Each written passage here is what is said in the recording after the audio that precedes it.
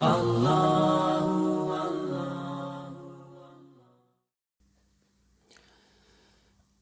باللہ من الشیطان الرجیم، بسم اللہ الرحمن الرحیم۔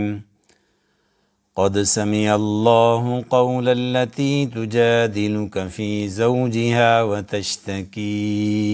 الی اللہ واللہ یسمع تحاورکما ان اللہ سمیع بصیر۔ صدق اللہ العظیم۔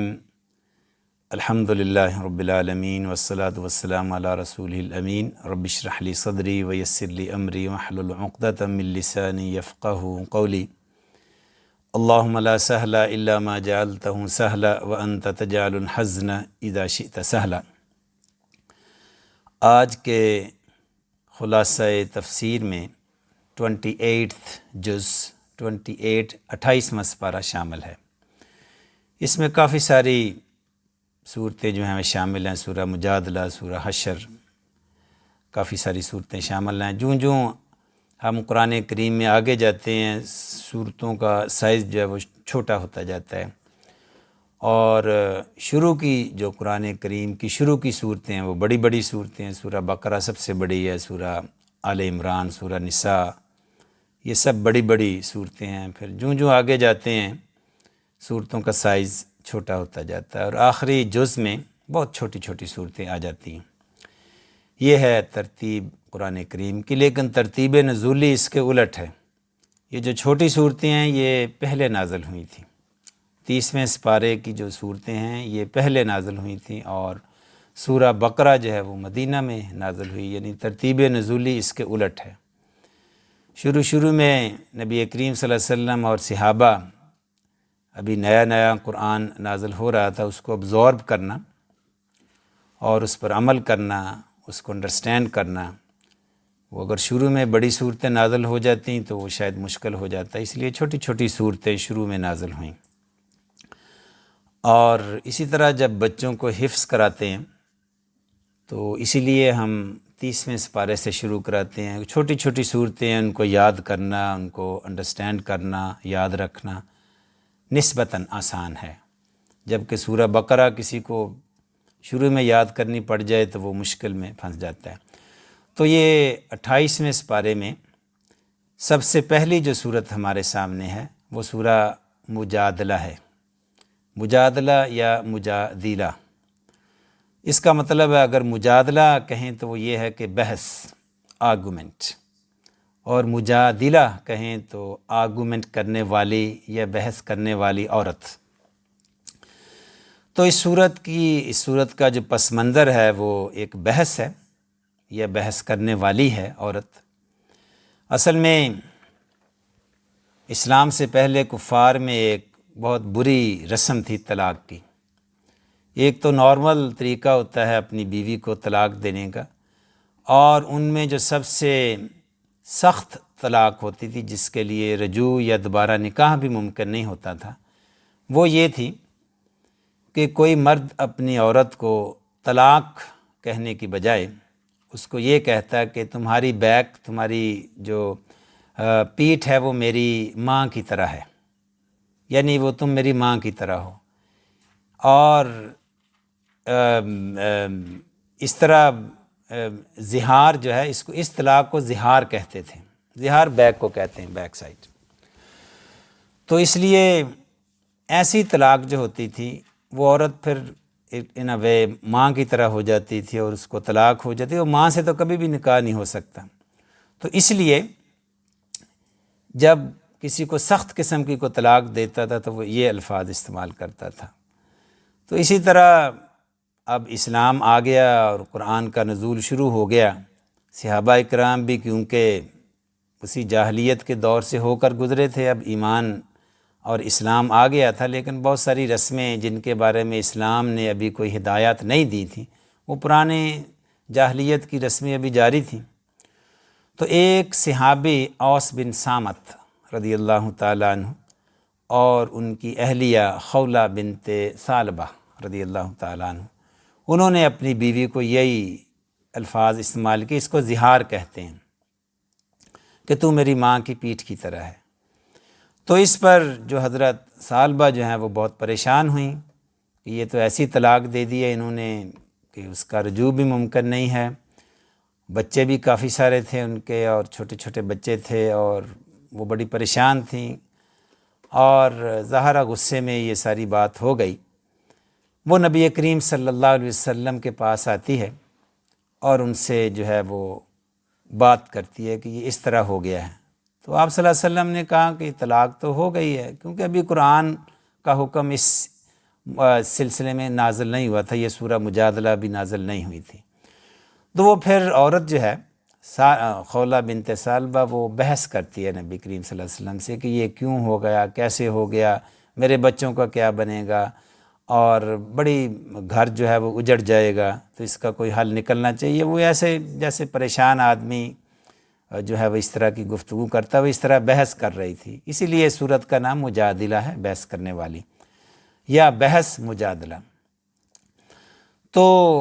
نبی کریم صلی اللہ علیہ وسلم خاموش تھے، ظاہر ہے سورہ مجادلہ نازل نہیں ہوئی تھی، کوئی واضح احکام اس سلسلے میں قرآن کریم میں نہیں آئے تھے۔ تو نبی کریم صلی اللہ علیہ وسلم نے فرمایا کہ طلاق تو ہو گئی ہے۔ تو اس کے بعد یہ صورت نازل ہوئی، اور صورت کا آغاز اس طرح سے ہوتا ہے، قد سمع اللہ قول التی تجادلک، بلا شبہ سن لی اللہ نے اس عورت کی بات جو جھگڑ رہی تھی آپ سے، تجادلک یا بحث کر رہی تھی، فی زوجہا اپنے شوہر کے بارے میں، وتشتکی الی اللہ اور فریاد کیے جا رہی تھی، واللہ یسمع تحاورکما اور اللہ تم دونوں کی گفتگو سن رہا تھا۔ یعنی نبی کریم صلی اللہ علیہ وسلم اور عورت کے درمیان، حضرت خولہ بنت ثعلبہ کے درمیان جو گفتگو ہو رہی تھی، اللہ اس کو سن رہا تھا۔ ان اللہ سمیع بصیر، اللہ تعالیٰ سننے والا اور جاننے والا ہے اور دیکھنے والا ہے۔ تو یہ بات کرنے کے بعد اللہ تبارک و تعالیٰ فرماتے ہیں الذین یظاہرون منکم من نسائہم ما ہن امہاتہم ان امہاتہم الا اللہ ولدنہم وانہم لیقولون منکرا من القول وزورا، کہ جو لوگ اپنی بیویوں کو اپنی ماں کہہ دیتے ہیں تو وہ ان کی ماں تو نہیں ہو جاتی، تو ان کی ماں تو تمہارے کہنے سے کوئی ماں تو نہیں ہو جاتی۔ یہ سورہ احزاب کے شروع میں بھی اس موضوع کو ٹچ دیا گیا تھا کہ منہ سے کہنے سے جو ہے جو ذالکم قولکم بافواہکم، یعنی منہ سے کہنے سے کوئی بات، وہ یہ نہیں کسی کو ماں کہہ دیں، بہن کہہ دیں۔ ماں وہی ہے جس نے تمہیں جنا ہے، بہن وہی ہے جو ماں جائی ہے، اور بھائی وہی ہے جو ماں جایا ہے، اور ورنہ تمہارے منہ سے کہنے سے کوئی عورت بہن نہیں بن جاتی، کوئی عورت ماں نہیں بن جاتی، کیونکہ یہ رشتے اللہ تبارک و تعالیٰ بناتے ہیں۔ ہاں، یہ اللہ تبارک و تعالیٰ نے فرمایا جو لوگ ایسی بات کرتے ہیں وہ بات بڑی خراب ہے، تو اس لیے یہ گناہ والی بات ہے، منکر، تو اس لیے ناپسندیدہ بات ہے، انہم لیقولون منکر، تو اس لیے ان کی ایک جو ہے وہ ایک قسم کا، جیسے کوئی جھوٹی قسم، کوئی قسم کھا لے تو اس قسم سے نکلنے کے لیے کفارہ ادا کر دیں، تو پھر آپ اس قسم کی پابندی آپ پر لازمی نہیں ہے۔ تو اسی طرح اللہ تبارک و تعالیٰ نے اس کے لیے ایک اصول پھر مقرر کر دیا کہ وہ یہ ہے کہ والذین یظاہرون من نسائہم ثم یعودون لما قالوا فتحریر رقبۃ من قبل ان یتماسا، کہ جو لوگ زہار کر لیں، یعنی ایسی طلاق دے دیں اپنی بیویوں کو، تو اس سے پہلے کہ وہ دوبارہ رجوع کریں، اپنی بیویوں کو ٹچ کریں، تو ان کے لیے ایک سزا ہے۔ وہ سزا یہ ہے کہ وہ ایک غلام آزاد کریں۔ تو غلام یہی ہوتا تھا جیسے گھر میں نوکر ہوتا ہے، اور آج کل گھروں میں کئی لوگ نوکر رکھتے ہیں ہاؤس ہولڈ ورک کے لیے، اس کو منتھلی تنخواہ دیتے ہیں۔ اس وقت کا سسٹم یہ تھا کہ ایک ہی دفعہ ایک نوکر جو ہے وہ غلام خرید لیا جاتا تھا، ایک یک مشت 40,000 50,000 قیمت، بجائے اس کے منتھلی آپ اس کو 800 900 دیں، یعنی ایک لم سم قیمت دے کر ایک آدمی خرید لیا جاتا تھا۔ وہ گھر کے کام کاج کرتا تھا، اس سے کوئی بھی کام آپ لے سکتے تھے، فیکٹری میں کام لے لیں، اس سے اپنی انڈسٹری میں کام لے لیں، فارمنگ میں کام لے لیں، کھیتی باڑی کروا لیں، گھر کے کام کاج کروا لیں، وہ ایک دفعہ اپنے پیڈ آف جس طرح ہوتا ہے نا وہ ہے، تو وہ غلام ہوتا تھا۔ تو کوئی بھی غلام جو ہے اس کو آزاد کر دیا جائے، یہ اس کی سزا ہے۔ تو یعنی کافی قیمتی یعنی کہ ادائیگی ہے، اور یعنی یہ بہت یعنی کہ آسان کام نہیں ہے کوئی کسی غلام کو آزاد کرنا، امیر لوگ ہی کر سکتے تھے یہ، یا تو یہ اس قسم سے نکلنے کا یہ راستہ بتایا گیا۔ تو اللہ تبارک و تعالیٰ نے فرمایا اگر یہ آپ افورڈ نہ کر سکیں تو پھر یہ ہے کہ فمن لم یستطع، نہ اس کی استطاعت ہو، فاطعام 60 مسکینہ، تو پھر 60 مسکینوں کو کھانا کھلائیے۔ اس سے ذرا کم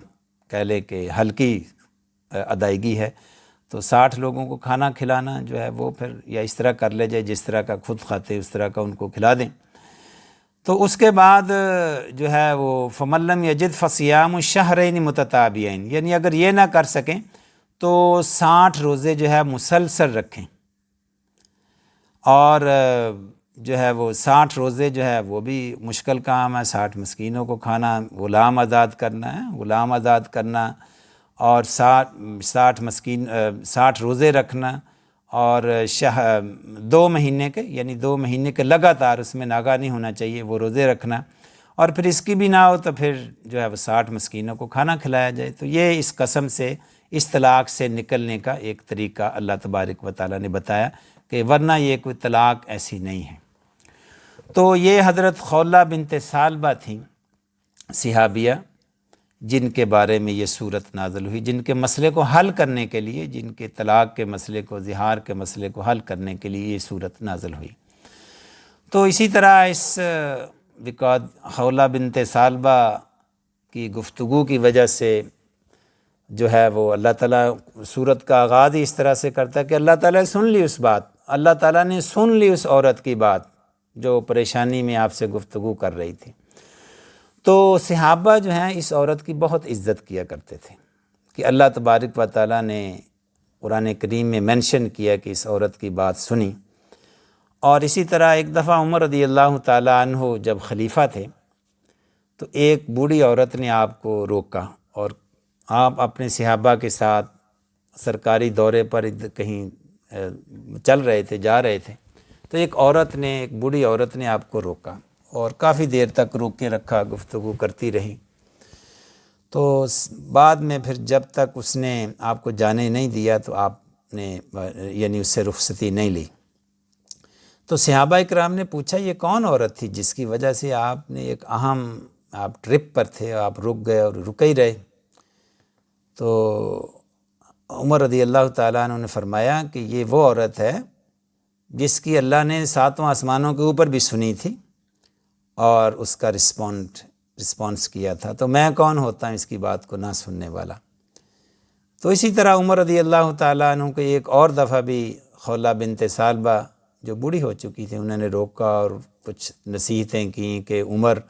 سیدھی طرح کام کیا کرو، تم خلیفہ بن گئے ہو، یہ نہ سمجھنا کہ تم اپنے آپ کو، یعنی اس کو چند نصیحتیں جیسے مائیں کرتی ہیں عورتیں، ان کی عمر زیادہ تھی۔ تو یہ تھی ابتدائی آیات جن کا یہ پس منظر تھا۔ اور اس کے بعد جو ہے وہ اللہ تبارک و تعالیٰ نجوہ کے بارے میں، جو پروپیگنڈا ہوتا ہے نا، اس کے بارے میں ہدایات دیتے ہیں۔ بعض اوقات 2 لوگ باتیں کرتے ہیں، تیسرے آدمی کی، چوتھے، یعنی کہ 2-3 لوگ اکٹھے ہو جاتے ہیں، وہ پھر پروپیگنڈا کرتے ہیں، چغلیاں، غیبت کرتے ہیں، دوسرے لوگوں کی ریپوٹیشن کو نقصان پہنچاتے ہیں۔ ان کے بارے میں ہے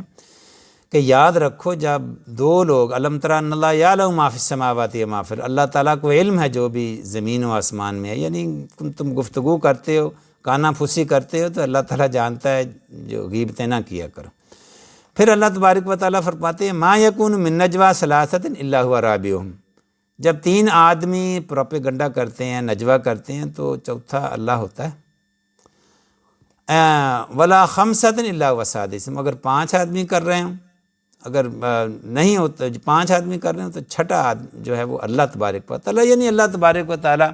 سنتا ہے۔ تو اس لیے پروپیگنڈا، نجوہ، چغلی، غیبت نہ کی جائے۔ پھر آگے جو ہے ہدایت دی گئی ہیں مجلس کے آداب کے بارے میں، کہ یا ایھا الذین آمنوا اذا قیل لکم تفسحوا فی المجالس فافسحوا یفسح اللہ لکم، کیا ایمان والو جب کہا جائے تم سے کہ کشادگی پیدا کرو تو جو ہے وہ جگہ دے دیا کرو دوسرے آنے والوں کے لیے۔ جیسے ہوتا ہے نا، کوئی جمعہ ہو رہا ہے، جمعہ کی کانگریگیشن ہے یا کوئی مجلس ہو رہی ہے، تو کہتے ہیں نا کہ ذرا آگے آگے ہو جائیں تاکہ پیچھے لوگوں کو جگہ مل سکے، یعنی سکویز ہو جائیں، دوسروں نئے آنے والوں کے لیے جگہ بنائیں۔ تو یہ مجلس کے آداب بتائے گئے ہیں۔ تو جب بھی کوئی مجلس کچھ لوگ بیٹھے ہوئے ہوں، باہر سے کوئی آئے تو اس کے لیے جگہ بنانی چاہیے، یا مجلس کے یہ آداب ہوتے ہیں۔ بعض اوقات کچھ لوگ اٹھ کے کھڑے ہو جاتے ہیں، اس کو کہتے ہیں آئیے جی آپ یہاں بیٹھیں، آپ ادھر آ جائیں، آپ بالکل، یعنی یہ ایک ویلکمنگ ریمارکس ہوتے ہیں۔ تو نبی کریم صلی اللہ علیہ وسلم بھی جب کسی مجلس میں بیٹھے ہوتے تھے تو آپ بھی جو ہے وہ اگرچہ آپ کو وہاں سے موو ہونے کی ضرورت نہیں ہوتی تھی کہ آپ ادھر آ جائیں یا ادھر آ جائیں، بہرحال سمبولیکلی آپ تھوڑا سا موو ضرور ہوتے تھے، کہ جیسے نا کسی کو ویلکم کرتے ہیں کہ آ جائیں آ جائیں آپ۔ تو یہ بھی مجلس کے آداب، قرآن کریم ایک مکمل کتاب ہے اور زندگی کے تمام پہلوؤں پر روشنی ڈالتی ہے اور ہماری رہنمائی کرتی ہے کہ مجلس کے آداب کے بارے میں یہ ہے۔ اور اس کے بعد اگلی آیات ہیں، اس کو سکپ کرتے ہیں، وہ پھر جو ہے آخر میں اللہ تبارک و تعالیٰ فرماتے ہیں کہ لا تجد قوما یؤمنون باللہ والیوم الآخر یوادون من حاد اللہ ورسولہ، کہ نہ پاؤ گے ان لوگوں کو جو ایمان رکھتے ہیں اور روز آخرت پر اور اللہ پر، وہ محبت رکھتے ہیں ان سے جنہوں نے مخالفت کی اللہ کی اور اس کے رسول صلی اللہ علیہ وسلم کی۔ یعنی کہ جو دشمنان اسلام ہیں، جو اللہ اور محمد صلی اللہ علیہ وسلم کے دشمن ہیں، جو اسلام دشمن ہیں، کافر ہیں، وہ اگر آپ کے سکے بھائی بھی ہوں، باپ ہو یا رشتہ دار ہوں، تو مومن جو ہے وہ ان سے محبت نہیں رکھتا اللہ اور اس کے رسول کے مقابلے میں، اس کے لیے وہ جو ہے وہ سیکنڈری ہیں۔ تو یہ آیات مدینہ میں نازل ہوئیں اور ابھی جو ہے وہ غزوہ بدر جو ہے اس کے اراؤنڈ یہ نازل ہوئیں۔ تو غزوہ بدر کے متعلق ایک قسم کا یہ اشارہ ہے کہ غزوہ بدر ایسا غزوہ تھا، ایسی جنگ تھی جس میں دونوں طرف، کفار کی طرف اور صحابہ کی طرف، آپس میں رشتہ دار تھے۔ یعنی ظاہر نبی کریم صلی اللہ علیہ وسلم اور صحابہ نے مکہ سے ہجرت کی تھی، تو وہ ایسا ہوا تھا ایک بھائی مسلمان ہے، دوسرا بھائی کافر ہے، تو وہ مکہ میں ہے اور جو مسلمان ہے وہ مدینہ میں ہجرت کر گیا۔ باپ اگر کافر ہے تو وہ ابھی مکہ میں ہے، اور بیٹا اگر مسلمان ہو گیا وہ مدینہ میں ہجرت کر گیا۔ تو جب جنگ ہوئی تو باپ ایک طرف ہے اور بھائی جو ہے وہ بیٹا دوسری طرف سے جنگ لڑ رہا ہے۔ تو حضرت ابو بکر صدیق رضی اللہ تعالیٰ عنہ کے بیٹے جو تھے وہ کفار کی طرف سے جنگ لڑ رہے تھے، تو بعد میں وہ مسلمان ہو گئے تھے۔ تو انہوں نے کہا کہ ابا جان، جنگ کے دوران کئی دفعہ آپ میرے تیر کی زد میں آئے، تو میں نے اس لیے آپ کو چھوڑ دیا کہ آپ میرے باپ ہیں۔ ابو بکر صدیق رضی اللہ تعالیٰ عنہ فرماتے ہیں اگر آپ میرے تیر کی زد میں آ جاتے تو میں کبھی نہ چھوڑتا، بے شک آپ میرے بیٹے ہو۔ کیونکہ یہ اس جنگ کو فرقان بھی کہا جاتا ہے کہ یہ فرق کیا اس نے، کفر اور اسلام کا، رشتہ داریاں سب کٹ گئی تھیں۔ اور اسی طرح ابو عبیدہ ابن جراح رضی اللہ تعالیٰ عنہ، گریٹ صحابی، ٹھیک ہے، یہ بھی بہت بڑے جنرل تھے، یہ بھی اس جنگ میں غزوہ بدر میں انہوں نے اپنے باپ کو قتل کیا تھا، عبداللہ بن جراح۔ یہ ایمان کا بہت بڑا امتحان تھا، غزوہ بدر کوئی معمولی چیز نہیں تھی۔ اسی لیے جب بھی کوئی اہم معاملہ پیش آتا تھا تو آپ صلی اللہ علیہ وسلم بدری صحابہ کو ترجیح دیتے تھے، اور بعد میں بھی خلفائے راشدین عمر رضی اللہ تعالیٰ عنہ، وہ بھی جن صحابہ نے بدر میں شرکت کی تھی ان کو ایک اسپیشل سٹیٹس تھا ان کا، ان سے مشورہ کرتے تھے تو وہ ان کو اسپیشل خاص اہمیت دیتے تھے۔ اسی طرح مصعب بن عمیر رضی اللہ تعالیٰ عنہ، وہ بھی انہوں نے بھی اپنے بھائی کو جو ہے وہ مارا تھا، وہ کافروں کی طرف سے لڑ رہا تھا، اس کو مار دیا۔ ایک بھائی جو تھا مصعب بن عمیر رضی اللہ تعالیٰ، ایک بھائی جو تھا وہ اریسٹ ہو گیا تھا جنگ میں، جنگی قیدی بن گیا تھا، اور ایک صحابی نے اس کو جو ہے وہ امپریزن کر لیا اور اس کو وہ چین اپ کر رہے تھے، اور مصعب بن عمیر دیکھ رہے تھے اور اپنے صحابی دوست سے کہا کہ اس کو ذرا اچھی طرح ٹائٹلی باندھو اور اس سے کافی پیسے آئیں گے کیونکہ اس کی ماں بہت امیر ہے۔ ظاہر مصعب رضی اللہ تعالیٰ عنہ کی بھی ماں تھی، تو اپنے بھائی کے بارے میں کہہ رہے ہیں جو کافر تھا، امپریزن کیا جا رہا تھا، کہ اس کو ذرا ٹائٹلی باندھو۔ تو مصعب بن عمیر کے جو بھائی تھے وہ بولے تو کیسا بھائی ہے اور تو کیسا بیٹا ہے، اپنی ماں کے بارے میں یہ کہہ رہا ہے، اپنے بھائی کے بارے میں یہ کہہ رہا ہے کہ اس کو ٹائٹلی باندھو۔ مصعب بن عمیر رضی اللہ تعالیٰ عنہ جواب دیتے ہیں، میرا بھائی وہ نہیں ہے جو باندھا جا رہا ہے،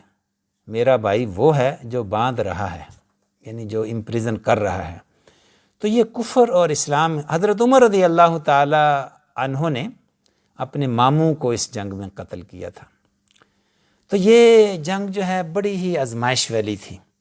تو اس بارے میں یہ آیت مبارکہ ہے۔ حضرت ابو عبیدہ بن جراح رضی اللہ تعالیٰ عنہ، جیسا کہ میں نے عرض کیا، عبداللہ بن جراح اپنے والد کو قتل کیا تھا، اور پھر ابو عبیدہ بن جراح بعد میں زندہ رہے نبی کریم صلی اللہ علیہ وسلم کے بعد۔ عمر رضی اللہ تعالیٰ عنہ کے دور میں یہ فوت ہوئے، اور کیونکہ یہ ذرا متعلقہ بات ہے میں اس کا تذکرہ بھی کر دوں کہ ابو عبیدہ بن جراح رضی اللہ تعالیٰ عنہ اسی ایپیڈیمک وائرس سپریڈ کی بیماری کی وجہ سے فوت ہوئے۔ بہت سارے صحابہ، اس دمشق میں یہ بیماری پھیلی تھی اور بہت سارے صحابہ اس میں، تقریباً 100 کے قریب صحابہ اس میں جو ہے وہ شہید ہوئے۔ تو ابو عبیدہ بن جراح ان میں سے ایک تھے، وہ جنرل تھے آرمی کے نا اس وقت۔ تو اسی طرح اس کے بعد جو ہے وہ یہ آیت لا تجد قوم یؤمنون باللہ والیوم الآخر، پھر سورہ حشر جو ہے وہ شروع ہوتی ہے۔ اس میں سورہ حشر جو آتا ہے، حشر کرنا، اکٹھا کرنا، اس میں اصل میں اس کی بیک گراؤنڈ یہ ہے کہ مدینہ میں یہودیوں کے 3 قبائل تھے، ٹرائبس تھے۔ یہ یہودی، ان کی ذرا ہسٹری پڑھیں، جو مدینہ میں یہودی قبائل تھے، یہ وہ یہودی پروبیبلی نہیں تھے جو کہ مین سٹریم بنی اسرائیل تھے، یہ دوسرے یہودیوں سے کٹے ہوئے تھے، پتہ نہیں یہ کہاں سے آئے تھے، ان مختلف آراء ہسٹری میں ملتی ہیں۔ تو بہرحال جو یہود تھے دنیا کے دیگر علاقوں میں، ان سے ان کا رابطہ نہیں تھا، یہ عرب یہود تھے، عربی بولتے تھے، یہ عرب تھے، اور ان کے بارے میں بہت ساری اپینینز ہیں، ریسرچ ہے، لیکن واضح طور پر کچھ پتہ نہیں ہے۔ بہرحال یہ یہود تھے، اور 3 قبیلے تھے، بنی قریظہ، بنی قینقاع، بنی نذیر۔ تو یہ صورت جو ہے بنی نذیر جو قبیلہ ہے یہودیوں کا، مدینے سے باہر آباد تھا، ان کے بارے میں ہے کہ جنگ احد ہو رہی تھی، اور مدینہ کے لوگوں کے ساتھ، یہودیوں کے ساتھ یہ معاہدہ تھا کہ جب بھی کوئی باہر سے حملہ آور ہوگا تو ہم مل کر دفاع کریں گے مدینے کا۔ لیکن ہوا یہ کہ انہوں نے مسلمانوں کا، صحابہ کا ساتھ دینے کی بجائے، مدینہ والوں کا ساتھ دینے کی بجائے کفار یعنی مشرکین مکہ کا ساتھ دیا اور ان کو خبریں پہنچائیں۔ تو یہ غداری تھی، اور غدار کی سزا ہوتی ہے۔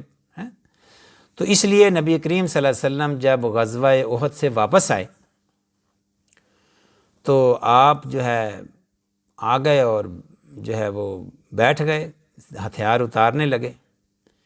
تو جبریل علیہ السلام آ گئے، اور جبریل نے فرمایا کہ آپ ہتھیار اتار رہے ہیں، فرشتوں نے ابھی ہتھیار نہیں اتارے۔ تو فوراً حکم ہوا کہ ان کی طرف چلیں۔ تو اس طرح پھر جو ہے وہ آپ صلی اللہ علیہ وسلم نے آپ صلی اللہ علیہ وسلم نے ان کو، نبی کریم صلی اللہ علیہ وسلم کو شہید کرنے کی بھی کوشش کی اس قبیلے نے، کہ نبی کریم صلی اللہ علیہ وسلم کو ایک جرگے میں بلایا صلح کے لیے، صلح کرانے کوئی معاملے کے لیے، اور دیوار کے ساتھ آپ کو بٹھایا، اور سازش یہ تھی کہ اوپر سے، دیوار کے اوپر جو چھت تھی وہاں سے ایک پتھر گرایا جائے اور آپ کو شہید کر دیا جائے۔ اللہ تبارک و تعالیٰ نے آپ کو اس سازش سے آگاہ کر دیا، اور آپ فوراً وہاں سے اٹھ کر چلے آئے، اور جو ہے وہ فوراً صحابہ کی ایک جماعت اکٹھی کی، اور جو ہے وہ اس قبیلے کا گھیراؤ کر لیا، بنی نذیر کا گھیراؤ کر لیا۔ تو وہ چند ہی دنوں بعد جو ہے وہ ان کا محاصرے میں جو ہے وہ انہوں نے گیون کر دیا، اور اس طرح آپ صلی اللہ علیہ وسلم نے ان سے کہا کہ جو بھی آپ اپنا مال جو ہے وہ اونٹوں پر لاد کے لے سکتے ہو لے جاؤ، اور باقی جو ہے ادھر ہی چھوڑ جاؤ، اسلحہ نہیں لے کے جا سکتے۔ تو اس طرح یہ ان کی سزا، یہ ان کو ایک قسم کا جلا وطن کر دیا گیا۔ تو اس بارے میں یہ صورت ہے، سبح للہ ما فی السماوات و ما فی الارض وهو العزیز الحکیم، هو الذی اخرج الذین کفروا، وہی ہے جس نے نکالا کافروں کو، من اہل الکتاب جو پیپل آف دا بکس میں سے تھے، من دیارہم ان کے گھروں میں سے، لاول الحشر پہلے ہی حلے میں، یعنی پہلا ہی حملہ ہوا، حشر ان کا کیا، پہلے ہی حلے میں ان کو نکال دیا۔ ما ظننتم ان یخرجوا وظنوا انہم مانعتہم حصونہم من اللہ فاتاہم اللہ من حیث لم یحتسبوا، کہ تمہیں گمان بھی نہیں تھا کہ وہ اس طرح نکل جائیں، کیونکہ ان کے جو پیلسز تھے، جو ان کے گھر تھے، وہ بڑے قلعہ نما تھے۔ یعنی مسلمانوں سے اللہ تبارک و تعالیٰ کہہ رہے ہیں کہ تمہیں گمان بھی نہیں تھا کہ وہ اتنی جلدی گیو ان کر دیں گے، لیکن فاتاہم اللہ من حیث لم یحتسبوا، کہ اللہ تعالیٰ ان کو ایسے گھیراؤ کیا، اللہ تعالیٰ ان پر ایسے آیا، یعنی اللہ تعالیٰ ان پر ایسے حملہ آور ہوا کہ انہوں نے سوچا بھی نہیں تھا کہ ایسے بھی ہو سکتا ہے۔ وَقَذَفَ فِي قُلُوبِهِمُ الرُّعْبَ، اور اللہ تعالیٰ نے ان کے دلوں میں رعب ڈال دیا۔ تو یہ اس کی بیک گراؤنڈ میں یہ آیات ہیں، اور اس کے بعد جو ہے وہ سکپ کرتے ہیں، یا آخر میں جو آتا ہے یا ایھا الذین آمنوا اتقوا اللہ ولتنظر نفس ما قدمت لغد واتقوا اللہ، اے ایمان والو ڈرو اللہ سے اور دیکھو کہ تم نے کل کے لیے کیا بھیجا ہے، یعنی کل روز قیامت کے لیے اپنے اعمال تمہارے کیا ہیں، یعنی do some thing for tomorrow. اور ولا تکونوا کالذین نسوا اللہ فانساہم انفسہم، جو اللہ کو بھول جاتے ہیں، یعنی اللہ کا ذکر نہیں کرتے، تو Allah will make them forget themselves, تو وہ یعنی اپنے آپ کو بھول جاتے ہیں۔ تو اسی طرح آگے ہے لو انزلنا، قرآن کریم کے بارے میں یہ آیت مبارکہ ہے، لو انزلنا ھذا القرآن علی جبل لرأیتہ خاشعا متصدعا من خشیۃ اللہ، کہ اگر یہ قرآن پہاڑ پر نازل کر دیا جاتا تو پہاڑ اللہ کے خوف سے ریزہ ریزہ ہو جاتا۔ تو یہ اللہ کی تجلی ہے۔ قرآن جو ہے جیسے اللہ تبارک و تعالیٰ ہے، اسی طرح اللہ کا کلام جو ہے اس میں وہی تاثیر ہے جو اللہ میں ہے۔ اگر ہم اللہ کو نہیں دیکھ سکتے تو اسی طرح قرآن کو بھی نہیں برداشت کر سکتے۔ یہ تو اللہ تعالیٰ نے انسولیٹڈ قرآن ہمارے پاس ریویل کیا ہے کہ اس کو ہم نے برداشت کیا ہوا، ورنہ یہ جب اصلی حالت میں نبی کریم صلی اللہ علیہ وسلم پر یہ نازل ہوتا تھا تو نبی کریم صلی اللہ علیہ وسلم کی ہڈیاں تڑکنا شروع ہو جاتی تھیں اس کے بوجھ کی وجہ سے، اور اگر آپ صلی اللہ علیہ وسلم اونٹنی پر بیٹھے ہوئے ہیں تو اونٹنی کی ٹانگیں کانپنے لگ جاتی تھیں اور وہ بیٹھ جاتی تھیں، اور آپ صلی اللہ علیہ وسلم کو پسینہ آ جاتا تھا سردیوں کے موسم میں بھی جب قرآن کی وحی آپ پر نازل ہوتی تھی۔ تو اصلی حالت میں تو اس قرآن کا بوجھ اٹھانا، کیونکہ یہ اللہ کا کلام ہے، نہ کوئی اللہ کو دیکھ سکتا ہے اور نہ کوئی اللہ کے کلام کو برداشت کر سکتا ہے، یہ بوجھ ہے۔ یہ شروع ہی میں اللہ تبارک و تعالیٰ نے نبی کریم صلی اللہ علیہ وسلم سے فرما دیا تھا کہ ہم انا سنلقی علیک قولا ثقیلا، کہ ہم یہ کوئی دوسری وحی ہے یا دوسری یا تیسری وحی، کہ ہم آپ پر ایک بھاری کلام نازل کرنے والے ہیں، یعنی نبی کریم صلی اللہ علیہ وسلم کو ذہنی طور پر تیار کیا جا رہا ہے، یہ قرآن ایک ہیوی کلام ہے۔ تو اسی سلسلے میں اللہ تبارک و تعالیٰ فرماتے ہیں کہ اگر اس قرآن کو لو انزلنا ھذا القرآن علی جبل لرأیتہ خاشعا متصدعا، اگر اس قرآن کو پہاڑ پر نازل کر دیا جاتا تو وہ ریزہ ریزہ ہو جاتا اللہ کے خوف سے۔ اور ہم نے یہ دیکھا بھی ہے قرآن کریم میں نا، ایک اور آیت مبارکہ میں اس بات کی ہم نے عملی طور پر اس کا مشاہدہ بھی کرتے ہیں کہ جب موسیٰ علیہ السلام نے کہا تھا کہ میں نے آپ کو دیکھنا ہے، تو اللہ تبارک و تعالیٰ نے فرمایا قال لن ترانی ولکن انظر الی الجبل، تو مجھے نہیں دیکھ سکتے، اگر پہلے اس پہاڑ پر نظر ڈالو۔ فلما تجلی ربہ للجبل، جب اللہ تبارک و تعالیٰ نے اپنی تجلی، یہ قرآن بھی اللہ کی تجلی ہے، اللہ کا نور ہے، جب اللہ نے اپنا نور ڈالا پہاڑ پر تو موسیٰ علیہ السلام پہاڑ پر نور کو دیکھ کر بھی بے ہوش ہو گئے۔ تو یہ اللہ کی تجلی ہے، اللہ کا نور ہے۔ اللہ یا اس کے لا تدرکہ الابصار، کوئی اللہ کو نہیں دیکھ سکتا، کوئی آنکھ اللہ کا احاطہ نہیں کر سکتی۔ تو اللہ تبارک و تعالیٰ کے انڈائریکٹ ویژن سے بھی پہاڑ پر نظر ڈالنے سے موسیٰ وخر موسیٰ صعقا، وہ بے ہوش ہو گئے موسیٰ علیہ السلام۔ تو یہ قرآن ہے، یہ جو پہاڑ پر نازل کر دیا جاتا تو وہ ریزہ ریزہ ہو جاتا، یہ وہی والی بات ہے۔ اور ایک دفعہ ہسٹری میں ایسا ہوا اور موسیٰ علیہ السلام واقعی بے ہوش ہو گئے، اور کوہ طور جو ہے وہ بھی جو ہے وہ آش بن گیا۔ تو اس کے بعد آخری آیات میں اللہ تبارک و تعالیٰ کے نام آتے ہیں. یہ اللہ تعالیٰ کے خوبصورت ناموں کا ایک گلدستہ ہے. هو اللہ الذی لا الہ الا هو عالم الغیب والشہادہ هو الرحمن الرحیم واللہ الذی لا الہ الا هو الملک القدوس السلام المؤمن مہیمن عزیز جبار متکبر. اور هو اللہ الخالق باری مصور لہ الاسماء الحسنی. تو یہ کافی سارے نام ہیں اللہ تبارک و تعالیٰ کے خوبصورت نام ہیں. اللہ تعالیٰ کے خوبصورت نام جو ہے 99 نیمز تو وہ ہیں جو ایکسٹرا اسپیشل ہیں، لیکن اللہ تعالیٰ کے کاؤنٹ لیس نیمز ہیں، اور اللہ تعالیٰ کے نام لے کر دعا کرنی چاہیے، اور اس طرح دعا کی قبولیت کے امکانات بڑھ جاتے ہیں. اور یہ اللہ تبارک و تعالیٰ نے ہمیں ہدایت دی ہے قرآن کریم میں، وَلِلَّهِ الْأَسْمَاءُ الْحُسْنَى. ٹھیک ہے، فَادْعُوهُ بِهَا. تمام خوبصورت نام، اللہ کے نام خوبصورت ہیں، بیوٹیفل ہیں. اور فَادْعُوهُ بِهَا، تو اللہ کو پکارو، یہ نام لے کر اللہ کو پکارو. تو اللہ کے نام جو لے کر پھر دعا مانگی جائے تو انشاءاللہ اس کی قبولیت کے چانسز بڑھ جاتے ہیں. تو بہرحال یہ ایک گلدستہ ہے، اللہ کے بہت سارے ناموں کو ایک جگہ اکٹھا کر دیا گیا ہے. آگے صورت ممتحنہ شروع ہو جاتی ہے. ممتحنہ کہتے ہیں، ممتحن ہوتا ہے امتحان لینے والا، ممتحنہ کہتے ہیں امتحان جس کا جو ہے نا وہ لیا جائے. ٹھیک ہے، تو اس میں کیونکہ کچھ اس میں اصل میں اس کی بیک گراؤنڈ یہ ہے کہ جب مدینہ میں مسلمانوں نے ہجرت کر لی تو بعد میں مکہ سے کچھ عورتیں مسلمان ہو کر مدینہ میں آ جاتی تھیں، یعنی جو بھی مسلمان ہوتا وہ مدینہ ہجرت کر جاتا. اب اس میں یہ خطرہ ہوا کہ بہت ساری عورتیں برائے نام مسلمان بھی تو ہو سکتی تھی نا، وہ جاسوس بھی ہوتی تھی، یعنی اپنے خامدوں کو چھوڑ کر، اپنے فیملی کو چھوڑ کر وہ مدینہ میں آ گئیں کہ ہماری فیملی کافر ہے، ہم مسلمان ہو گئی ہیں تو ہم ظاہر ہے تو پھر ہم ادھر نہیں رہ سکتی. تو اللہ تبارک و تعالیٰ نے یہاں وارننگ دی کہ یہ کچھ جاسوسی کی ایک چال بھی تو ہو سکتی ہے، وہاں سے یہ آ رہی ہیں تو جاسوسی بھی تو کرنے کے لیے آ سکتی ہیں. تو اللہ تبارک و تعالیٰ نے فرمایا ان کا امتحان کر لیا کریں. نبی کریم صلی اللہ علیہ وسلم نے فرمایا ان کا انٹرویو کر لیا کریں، جانچ لیا کریں. تو اس لیے سورت کا نام ممتحنہ ہے. ان عورتوں کا تذکرہ ہے اس میں. جانچ لیا کریں کہ وہ مسلمان واقعتاً ہیں، اور اگر تو وہ واقعتاً مسلمان ہیں تو پھر ان کو واپس نہ بھیجیں، اور اگر وہ جو ہے کوئی خرابی ہے تو پھر جو ہے ان کو واپس بھیج سکتے ہیں. کیونکہ اللہ تبارک و تعالیٰ آگے چل کر آیات میں فرماتے ہیں کہ وہ جو ہے اگر مسلمان ہو گئی ہیں تو وہ ان کے لیے حلال نہیں ہیں، جو لا ہن حل لہم ولا ہم یحلون لہن، وہ اپنے کافر ہسبینڈز کے لیے اب حلال نہیں ہیں، کیونکہ مسلمان عورت کسی کافر کی زوجہ نہیں ہو سکتی. تو اس لیے اب ان کو واپس نہ بھیجیں.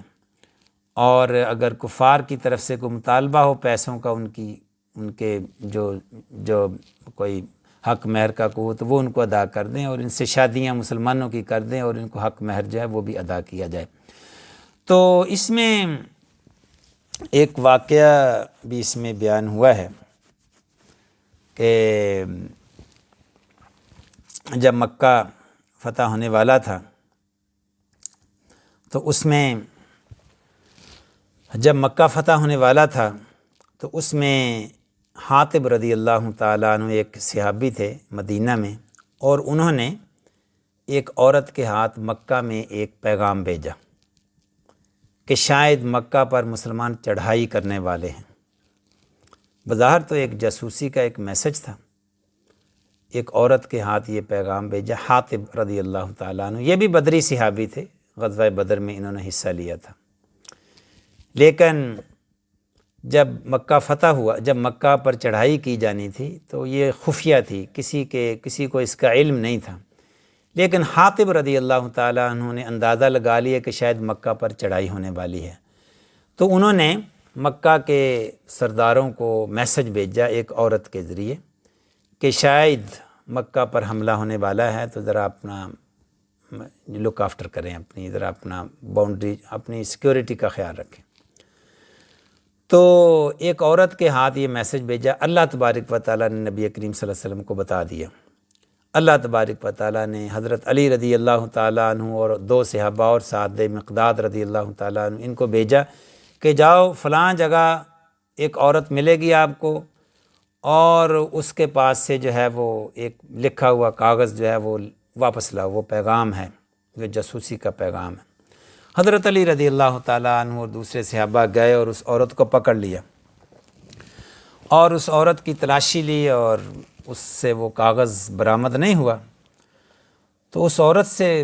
حضرت علی نے سوچا کہ نبی کریم صلی اللہ علیہ وسلم ظاہرہ جھوٹ نہیں بول سکتے، تو حضرت علی نے کہا کہ آرام سے خود ہی وہ پیغام جو بھی تم نے چھپایا ہوا ہمیں نکال کر دے دو، ورنہ ہم تمہارے کپڑے جو ہے وہ اتار کر پھر وہ ساری تلاشی لیں گے۔ تو پھر اس عورت نے جو ہے وہ اپنی جو وہ کیا ہوتی ہے، گت ہوتی ہے نا بالوں کے اندر، جو وہ کی ہوتی ہے گول سی بالوں کی، اس کے اندر سے وہ پھر گندا ہوا کاغذ جب وہ نکال کے دیا، اور اس پہ یہ میسج حضرت حاتب رضی اللہ تعالیٰ عنہ کی طرف سے لکھا ہوا تھا۔ تو یہ بہت بڑا جرم تھا ایک لحاظ سے۔ تو نبی کریم صلی اللہ علیہ وسلم نے حاتب رضی اللہ تعالیٰ عنہ کو بلایا صفائی کے لیے۔ حضرت عمر رضی اللہ تعالیٰ عنہ نے فرمایا کہ یہ تو کھلی جاسوسی ہے، ان کو قتل کر دیا جائے۔ حضرت حاتب رضی اللہ تعالیٰ عنہ کو بلایا گیا تو انہوں نے فرمایا یا رسول اللہ، میں مسلمان ہوں، ادھر آ گیا ہوں، میری فیملی، میرے بچے ابھی مکہ میں ہیں، تو میں نے کفار کو اس لیے اطلاع دی کہ اگر حملہ ہو بھی جائے تو کم از کم میرے بچوں کو وہ انتقام میں آ کر قتل نہ کر دیں یا یرغمال نہ بنا لیں۔ ایک غلطی تو ہوئی ہے، تو بہرحال یہ جاسوسی کا پیغام نہیں تھا، اپنے بچوں کی ایک محبت تھی، فیملی کی پروٹیکشن کے لیے میں نے ایک کہا کہ ان کی ہمدردیاں لینے کے لیے۔ بار جب حملہ ہونا تھا تو اس میں تو ظاہر آپ کو فتح ہونی ہی تھی، یہ میرا ایمان ہے۔ تو ویسے جاسوسی کرنا یا مسلمانوں کو نقصان پہنچانا، صحابہ کو نقصان پہنچانا، جنگی نقصان پہنچانا، یہ مقصد نہیں تھا۔ اپنے بچوں کی حفاظت اور ان کی تھوڑی سی ہمدردی لینا یہ مقصد تھا۔ بہرحال مکہ تو فتح ہو جانا ہے، میرا ایمان ہے۔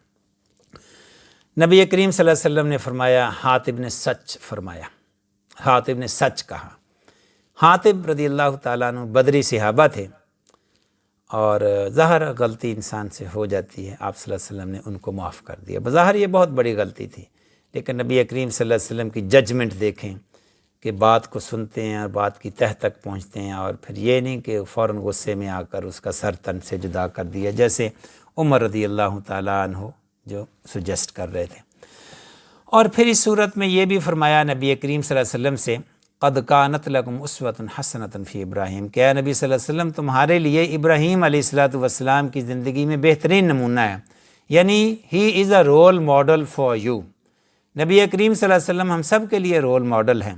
اسوہ حسنہ ہے، لقد کان لکم فی رسول اللہ اسوۃ حسنہ۔ لیکن نبی کریم صلی اللہ علیہ وسلم کا یہ کہا جا رہا ہے کہ تمہارے لیے رول ماڈل کون ہے؟ ابراہیم علیہ السلام۔ تو اس آیت مبارکہ سے ابراہیم علیہ السلام کا مقام ہمیں پتہ چلتا ہے۔ ویسے بھی ہم ملت ابیکم ابراہیم، ویسے بھی ہم ملت ابراہیم سے ہیں، ہماری جو ہے وہ ابراہیم علیہ السلام ہمارے فادرز ہیں۔ اور پھر اگلی صورت شروع ہوتی ہے سورۃ صف، اس میں جہاد کا ذکر ہے۔ صف ہوتا ہے قطار باندھنا، جہاد میں جو صفیں باندھتے ہیں، قطاریں بناتے ہیں، لیفٹ رائٹ لیفٹ رائٹ، تو اس لیے اس صورت کا نام صف ہے۔ اللہ کی حمد و ثنا اور تسبیح سے یہ صورت شروع ہو جاتی ہے۔ سبح للہ ما فی السماوات، کہ تسبیح کی ہے اللہ کی ہر اس چیز نے جو آسمان میں ہے، زمین میں ہے۔ اگلی اہم بات جو اس میں کہی جا رہی ہے، یا ایھا الذین آمنوا لم تقولون ما لا تفعلون، اے مومنو وہ بات نہ کہو جس پر تم خود عمل نہیں کرتے، جو خود نہیں کرتے۔ تو یعنی قول و فعل میں تضاد نہیں ہونا چاہیے، یہ بڑی مشہور آیت ہے، سب کے علم میں ہے۔ اور پھر موسیٰ علیہ السلام کا تذکرہ ہے۔ وَإِذْ قَالَ مُوسَىٰ لِقَوْمِهِ يَا قَوْمِ لِمَ تُؤْذُونَنِي، جب موسیٰ نے کہا اپنی قوم سے، اے میری قوم کیوں مجھے تم اذیت دیتے ہو۔ پھر عیسیٰ علیہ السلام کا تذکرہ، وَإِذْ قَالَ عِيسَىٰ ابْنُ مَرْيَمَ يَا بَنِي إِسْرَائِيلَ إِنِّي رَسُولُ اللَّهِ إِلَيْكُمْ مُصَدِّقًا، جب عیسیٰ نے کہا، عیسیٰ ابن مریم نے کہا، اے بنی اسرائیل یقیناً میں اللہ کا رسول ہوں، انی رسول اللہ علیکم مصدقا لما بین یدی من التوراۃ، میں تصدیق کرتا ہوں اس سے پہلے کا جو حصہ ہے تورات کا۔ تو اس میں دو انبیاء کا تذکرہ ہے، موسیٰ علیہ الصلوۃ والسلام اور عیسیٰ علیہ الصلوۃ والسلام۔ جب موسیٰ علیہ الصلوۃ والسلام کا تذکرہ آیا ہے، وہ اپنی قوم کو کیسے مخاطب کرتے ہیں؟ وَإِذْ قَالَ مُوسَىٰ لِقَوْمِهِ یا قومی، اے میری قوم، او مائی نیشن۔ جب عیسیٰ علیہ الصلوۃ والسلام اپنی قوم کو مخاطب کرتے ہیں، وہ نہیں کہتے یا قومی، وہ کہتے ہیں یا بنی اسرائیل، او بنی اسرائیل، یعنی ان کے قبیلے کا نام لیتے ہیں، یا قومی نہیں کہتے۔ تو قوم کیسے بنتی ہے؟ جب آپ کہتے ہیں نا کہ قوم، کہ میری قوم یہ ہے، میں جو بھی قوم ہوں، آپ کی قوم کیسے بنتی ہے؟ دو میاں بیوی کی جب شادی ہو جاتی ہے تو جو بچے ہیں ان کی قوم باپ کی طرف سے شروع ہوتی ہے، بیوی کی طرف سے قوم یا ذات جو ہے وہ قبیلہ جو ہے، دو مختلف قبیلوں کے لوگ جب شادی کرتے ہیں، عورت ایک قبیلے کی ہے، مرد دوسرے قبیلے کا ہے، تو قبیلہ جو ہے وہ مرد سے شروع ہوگا، بچوں کا قبیلہ ہے جو باپ والا ہے وہ والا قبیلہ، یعنی قوم ذات جو نسل ہے وہ باپ کی طرف سے چلتی ہے۔ تو اس میں بڑا انٹرسٹنگ پوائنٹ ہے کہ موسیٰ علیہ الصلوۃ والسلام جب بنی اسرائیل کو مخاطب کرتے ہیں، وہ یا قوم ہی کہتے ہیں، اے میری قوم، کیونکہ موسیٰ علیہ الصلوۃ والسلام کا باپ اس قوم سے تھا، اس لیے یا قوم ہی کہا انہوں نے۔ عیسیٰ علیہ الصلوۃ والسلام نے یا قومی، حالانکہ قوم سیم ہی ہے، بنی اسرائیل ہی ہے، بنی اسرائیل کی طرف ہی موسیٰ علیہ الصلوۃ والسلام بھیجے گئے تھے، اور بنی اسرائیل کی طرف عیسیٰ علیہ الصلوۃ والسلام بھیجے گئے تھے، لیکن عیسیٰ علیہ الصلوۃ والسلام نے یا قومی کا لفظ نہیں کہا، کیونکہ عیسیٰ علیہ الصلوۃ والسلام کا باپ اس قوم سے نہیں تھا، اور ماں سے قوم، ذات، قبیلہ، ٹرائب شروع نہیں ہوتا۔ تو عیسیٰ علیہ الصلوۃ والسلام جو ہے وہ یا قومی نہیں کہتے، بلکہ کہتے ہیں یا بنی اسرائیل۔ سو اللہ تبارک و تعالیٰ نے صرف لفظوں کے استعمال میں، لفظوں کا استعمال کر کے، ڈفرنٹ الفاظ استعمال کر کے، یا قومی اور یا بنی اسرائیل، ڈفرنٹ الفاظ استعمال کر کے ہی یہ واضح کر دیا کہ جو عیسیٰ علیہ الصلوۃ والسلام وہ بن باپ کے پیدا کیے گئے۔ اللہ تعالیٰ کو لمبی چوڑی آیت نہیں بنانا پڑی، لفظ ہی ایسا استعمال کر دیا کہ بین السطور بات جو ہے وہ واضح ہوگی۔ اور پھر جو ہے آخر میں اللہ تبارک و تعالیٰ فرماتے ہیں، میں ایسی تمہیں تجارت نہ بتاؤں، یا ایھا الذین آمنوا ھل ادلکم تجارۃ تنجیکم من عذاب علیم، جو تمہیں عذاب علیم سے نجات دلائے۔ وہ تجارت کیا ہے؟ ایمان لاؤ، تؤمنون باللہ ورسولہ وتجاہدون فی سبیل اللہ باموالکم وانفسکم، کہ جو ہے وہ ایمان لاؤ اللہ پر، رسول پر، اور جہاد کرو اللہ کے راستے میں۔ تو یہ ایک تجارت ہے اللہ کے پاس، یہ اللہ کو آپ کچھ دے رہے ہیں، ایمان لا رہے ہیں، جہاد کر رہے ہیں، اور اس کے بدلے میں اللہ کیا دے گا؟ یغفر لکم ذنوبکم ویدخلکم جنات تجری من تحتها الانہار ومساکن طیبہ، اللہ تعالیٰ تمہارے گناہ معاف کر دے گا، جنتوں میں داخل کرے گا جن کے نیچے نہریں بہہ رہی ہیں، اور یہ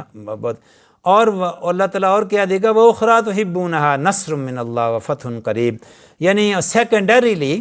یعنی ثانوی جو چیز جو آپ کو پسند بھی ہے، وَأُخْرَىٰ تُحِبُّونَهَا، یہ مغفرت تو ہوگی، جنت بھی ہوگی، لیکن اس دنیا میں بھی ایک چیز ملے گی، اور وہ کیا ہے؟ فتح قریب، وہ فتح ہے۔ اس دنیا میں بھی جہاد کرو گے تو اس دنیا میں بھی آپ کو فتح ملے گی، یعنی اس دنیا میں بھی حکمرانی، کامیابی تمہاری ہی ہوگی۔ لیکن اس دنیا کی کامیابی کو اللہ تعالیٰ نے سیکنڈری کہا ہے، وَأُخْرَىٰ،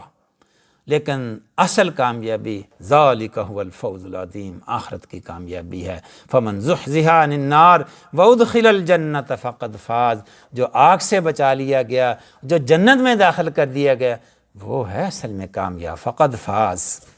تو پھر آخری جو حصہ ہے اس صورت کا، اس میں عیسیٰ علیہ الصلوۃ والسلام کے جو صحابی تھے، جو حواری تھے یا ڈسائپلز تھے، جو فالوورز تھے، ان کا تذکرہ ہے کہ اس کے بارے میں اللہ تبارک و تعالیٰ فرماتے ہیں، یا ایھا الذین آمنوا، یہ صحابہ سے یہ آیت مخاطب ہے، اے وہ لوگوں جو ایمان لائے، کونوا انصار اللہ، جو ہے وہ بنو اللہ کے مددگار، کما قال عیسی ابن مریم للحواریین من انصاری الی اللہ، جب عیسیٰ علیہ الصلوۃ والسلام نے، عیسیٰ ابن مریم نے اپنے حواریون سے کہا، ڈسائپل سے کہا کہ اللہ کے راستے میں میری کون مدد کرے گا؟ قال الحواریون، حواریون نے کہا نحن انصار اللہ، کہ ہم آپ کی اللہ کے راستے میں مدد کریں گے۔ تو عیسیٰ علیہ الصلوۃ والسلام جو تھے، ان کے حواری جو تھے وہ بہت کم تھے۔ روایات میں آتا ہے ان کی تعداد 12 تھی، کوئی لمبی چوڑی ان کی فالوئنگز نہیں تھی، اسی لیے تو ان کو سولی پر چڑھانے کی کوشش کی گئی۔ لیکن بہت کم تعداد تھی ان کے فالوورز کی، لیکن جو فالوورز تھے وہ بڑے ہی پکے تھے، اتنے پکے ایمان والے تھے، کم تھے، 12 تھے جیسے کہ میں نے عرض کیا، لیکن اتنے پکے تھے کہ اللہ تعالیٰ ان کی مثال دے رہے ہیں قرآن کریم میں صحابہ کو، کہ صحابہ کو کہہ رہے ہیں ان جیسا ایمان اپنے اندر پیدا کرو۔ صحابہ سے کہا جا رہا ہے جو حواریون تھے، اور واقعتاً تاریخ نے بھی ثابت کیا کہ وہ اگرچہ 12 تھے، جب عیسیٰ علیہ الصلوۃ والسلام کو اوپر اٹھا لیا گیا تو ان 12 نے جو حواریون تھے وہ کمر بستہ ہو گئے، عیسیٰ علیہ الصلوۃ والسلام کا میسج ساری دنیا میں پھیلا دیا۔ روم جو سپر پاور تھی مسلمان، وہ کرسچین ہو گئی، ظاہر ہے اس دور کے وہی مسلمان تھے، تو یہ ان کی دعوت کے نتائج تھے، جو انہوں نے جگہ جگہ جو ہے وہ عیسائیت کو پھیلایا اور دعوت کا دین کا کام کیا۔ ان کو بڑی تکلیفیں بھی دی گئیں۔ روم جب عیسائی نہیں ہوا تھا تو یہ جو دعوت کے راستے میں یہ حواریون نکلے تھے، ان کے جسموں کو جو ہے وہ چیر دیا جاتا، لوہے کے کنگھوں سے، تلواروں سے کاٹ دیا جاتا، کتوں کے آگے، شیروں کے آگے ڈال دیا جاتا تھا، زندہ جو تھے ان کو ان کے اوپر تیل ڈال کر جلا دیا جاتا تھا۔ یہ بڑی بڑی ان کو سزائیں دے گئیں، لیکن یہ ایمان سے برگشتہ نہیں ہوئے، بڑا پکا ان کا ایمان تھا۔ ان کو جو ان کے یعنی شیروں کے آگے ڈال دیا جاتا، شیر ان کو پھاڑ دیتے تھے، اور جو زندہ تھے ان پر تیل چھڑک کر آگ لگا دی جاتی تھی، اور جب لوگ جو ہنستے تھے، دیکھتے تھے، ایک انٹرٹینمنٹ تھی لوگوں کی۔ جو تکلیفیں ان کو دی گئیں تو اسی لیے تو اللہ تبارک و تعالیٰ نے فرمایا کہ ان جیسا ایمان اپنے اندر پیدا کرو، تو صحابہ کو بھی ان کی اگزامپل اور پریسیڈنٹ جو ہے وہ ان کو دیا جا رہا ہے۔ تو ان لوگوں کو جو تکلیفیں دی گئی تھیں، اسی وجہ سے اللہ تبارک و تعالیٰ رنگ لائے اور جو ہے وہ سارا روم جو ہے وہ عیسائی ہو گیا۔ اور آج بھی اگر ہم دیکھتے ہیں، مسلمانوں کے علاوہ اگر کوئی دعوت کا کام کرتے ہیں، اگر کوئی آپ کا دروازہ کھٹکھٹاتا ہے تو وہ عیسائی مبلغ ہی ہوتا ہے، کبھی یہودی مبلغ یا کسی ہندو، کوئی مبلغ آپ کے دروازے پر نہیں آتا کہ یہ ہندو کا لٹریچر لو، ہندو بن جاؤ۔ عیسائی آتے ہیں، جو ہووز وٹنس آتے ہیں، عیسائی آتے ہیں، وہ اپنی کتابیں بیچارے دیتے ہیں۔ یعنی دعوت کا کام اگر اسلام کے علاوہ، مسلمانوں کے علاوہ اگر کسی مذہب میں ہے تو وہ عیسائی ہیں، مارے گھر ہوم ٹو ہوم جو ہے وہ وزٹ کرتے ہیں اور اپنی دعوت کا کام کرتے ہیں۔ یہ وہی کام جو حواریون نے، ڈسائپل جن کا تذکرہ اللہ تبارک و تعالیٰ فرماتے ہیں، وہی عیسیٰ علیہ الصلوۃ والسلام کے میسج کو لے کر ساری دنیا پر چھا گئے۔ اور عیسائیت جو ہے آج بھی دنیا کے ایک وسیع علاقے پر جو ہے ایک بہت بڑا مذہب ہے، اسلام سے زیادہ عیسائی ایک لحاظ سے پائے جاتے ہیں۔ تو ان کی مثال یہاں، ویسے بھی ہم جب فلمیں دیکھتے ہیں، پرانی جو رومن جو فلمیں ہیں، وہ پرانی جو ہسٹری کی فلمیں، ان میں دیکھا جاتا ہے کہ رومیوں نے کس طرح جو ہے وہ ان لوگوں کو، حواریون کو کس طرح ظلم اور جبر اور کس طرح جلایا، لوہے کے کنگھوں سے ان کو چیرا، ان کے جسموں کو چھیدا اور شیروں کے آگے ان کو ڈال دیا جاتا ہے۔ یہ ساری چیزیں پرانی فلموں بھی، رومن فلموں میں بھی ہمیں ملتی ہیں۔ تو اس کے بعد جو ہے وہ سورۃ جمعہ شروع ہو جاتی ہے۔ سورۃ جمعہ جو ہے وہ، اس میں جمعہ کے احکامات نازل کیے گئے ہیں۔ سورۃ جمعہ اس وقت نازل ہوئی جب صحابہ مدینہ ہجرت کر چکے تھے، ابھی نبی کریم صلی اللہ علیہ وسلم نے مدینہ میں ہجرت نہیں کی تھی۔ تو مصعب بن عمیر رضی اللہ تعالی عنہ ابھی ادھر مدینہ میں تھے، تو انہوں نے نبی کریم صلی اللہ علیہ وسلم کو بتایا کہ یہاں مسلمانوں کی خاصی تعداد ہو گئی ہے، تو 40 انہوں نے بتایا 40 ہو گئی ہے۔ تو آپ صلی اللہ علیہ وسلم نے پھر میسج بھیجا مصعب بن عمیر کو کہ اب آپ جمعہ جو ہے ادھر کرنا شروع کر دیں۔ مکہ میں جمعہ پڑھنا ممکن نہیں تھا، جس طرح آج کل بھی ممکن نہیں ہے بیماری کی وجہ سے۔ مکہ میں جمعہ پڑھنا ممکن نہیں تھا کیونکہ کفار جو تھے ان سے جان کا خطرہ تھا، وہاں گیدرنگ کانگریگیشن الاؤڈ نہیں تھی مکہ میں۔ مکہ میں مسلمان جو ہے وہ انڈر پریشر تھے، ان پر ظلم جبر تھا، اس لیے مکہ میں جمعہ کے احکامات تو آ گئے تھے لیکن جمعہ ادا نہیں کرتے تھے مکہ میں۔ لیکن مدینہ میں چونکہ امن تھا اور نبی کریم صلی اللہ علیہ وسلم ابھی مکہ ہی میں تھے، تو مدینہ میں آپ نے یہ میسج بھیج دیا کہ اب وہاں آپ جمعہ جو ہے وہ شروع کر دیں ویکلی۔ تو آپ کہہ لیں پہ نبی کریم صلی اللہ علیہ وسلم نے حکم بھیج دیا، اور لیکن پہلا جمعہ جو ہے اسلام میں جو پہلا جمعہ ہے وہ مصعب بن عمیر رضی اللہ تعالیٰ عنہ نے پڑھایا، نبی کریم صلی اللہ علیہ وسلم نے خود نہیں وہ جمعہ پڑھایا۔ تو بعد میں نبی کریم صلی اللہ علیہ وسلم نے لیٹر آن مدینہ مائیگریشن کی، تو پھر آپ نے جمعہ جو ہے اس کو کنٹینیو رکھا۔ اس صورت میں